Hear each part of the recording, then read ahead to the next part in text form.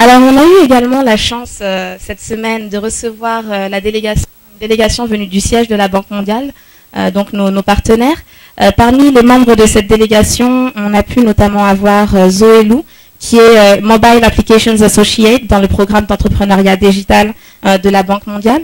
Également Sarah Craig, qui est notre Monitoring and Evaluation Specialist à la Banque mondiale. Et également, last but not least, Sophia Veradian, qui est la responsable du programme à Infodev. Donc je vais lui demander de bien vouloir me rejoindre pour qu'elle puisse en fait vous parler un petit peu plus du programme Jambar, enfin du programme en fait panafricain même autour de ces initiatives régionales. Je vais peut-être le pousser un peu. Donc elle va venir vous parler un petit peu au niveau vraiment africain, qu'est-ce qui est en train d'être fait, parce que ces programmes en fait qui sont régionaux et qui commencent par celui qui débute ici à Dakar, en fait il va y en avoir plusieurs. Alors on va y revenir après, mais elle va vous parler vraiment d'un point de vue un peu plus global, et moi après je pourrai vous parler du programme au niveau régional. Sophia, if you can just join me please. Elle va vous parler en anglais, donc je traduirai très brièvement après son allocution. Bonjour.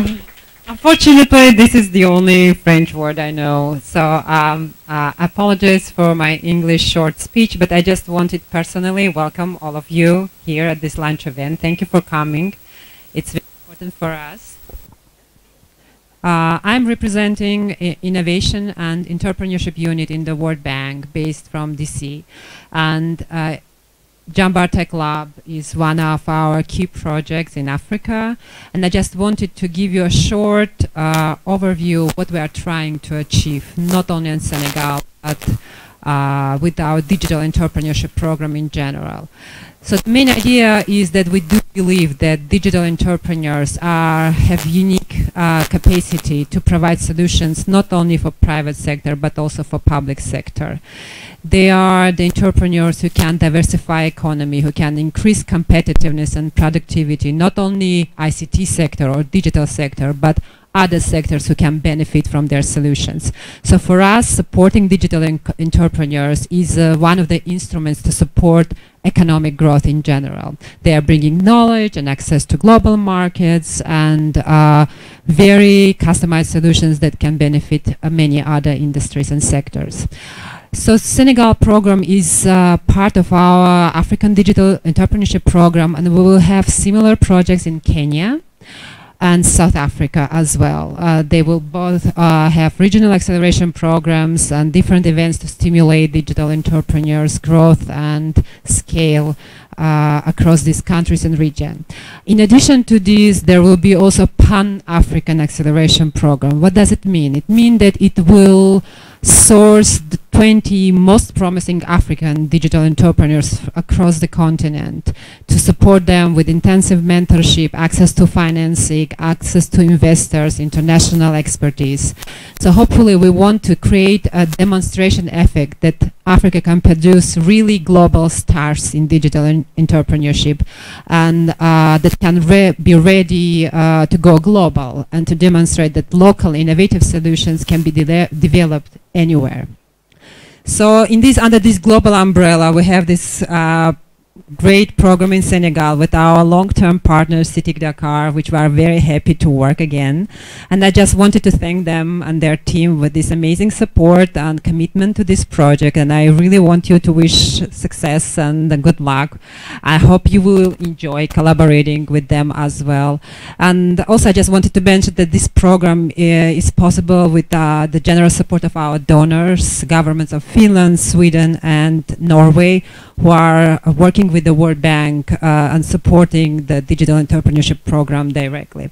So thank you again for coming. Enjoy your day today. We have a very nice panel discussion later and nice networking event. Thank you and good luck. Thanks, Sophia.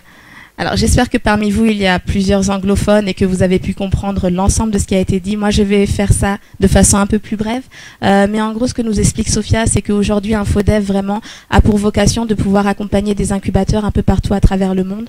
Ils ont fait le choix d'aller vers le digital parce qu'ils sont persuadés en fait que le digital est porteur aujourd'hui, surtout au niveau africain. Il y a beaucoup à faire sur le secteur du numérique. C'est un secteur qui est à la fois aussi transversal et qui permet donc de bénéficier non pas juste au TIC mais aussi à d'autres secteurs d'activité activités telles que l'agriculture, l'élevage, voilà, tous ces secteurs qui sont porteurs et qui peuvent être impulsés à travers le numérique. Donc l'idée aujourd'hui, à travers les programmes qui sont menés par InfoDev, c'est de pouvoir aussi mettre en place des programmes régionaux tels que Jambar Tech Lab, qui est pour eux vraiment un programme qui est un de leurs programmes clés aujourd'hui, de pouvoir mettre en place ce type de programme au niveau régional pour qu'ensuite l'expertise puisse être aussi partagée au milieu, enfin au niveau un petit peu plus au-dessus, c'est-à-dire que les entrepreneurs puissent notamment se retrouver à travers un programme panafricain qui va être lancé par la suite, qui va sélectionner les 20 meilleurs entrepreneurs au niveau africain pour pouvoir les impulser encore davantage, leur proposer un renforcement de capacité encore plus conséquent que celui qui est proposé dans le programme régional, leur proposer également une meilleure visibilité, une introduction et une préparation à l'introduction aux investisseurs.